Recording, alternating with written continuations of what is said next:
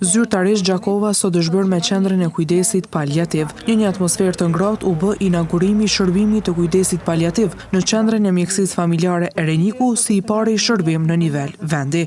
Ky shërbim i ri vjen si përgjigje ndaj nevojës së pacientëve që përballen me sëmundje të rënda, kronike ose në fazë terminale, duke ofruar për kujdesje profesionale, mbështetje emocionale dhe përkushtim njerëzor. Stafi mjekësor do të punojnë nga hëna e deri të dielën. Gjatë ceremonisë së inaugurimit, profesionistët e fushës së shëndetësisë, por edhe aktorë tjerë të përfshirë në realizimin e këtij projekti, e konsideruan si një projekt të domosdoshëm dhe shumë të qelluar për komunën e Gjakovës. Kujdesi paliativ ka për qëllim të përmirësojë cilësinë e jetës së pacientëve dhe familjeve të tyre, duke ofruar lehtësim të dhimbjeve dhe ndihmë psikologjike në fazat më të vështira të jetës. Ky është një hap i rëndësishëm drejt humanizmit të mëtejshëm të sistemit shëndetësor, ku çdo pacient trajtohet me dinjitet, respekt dhe kujdes të veçantë.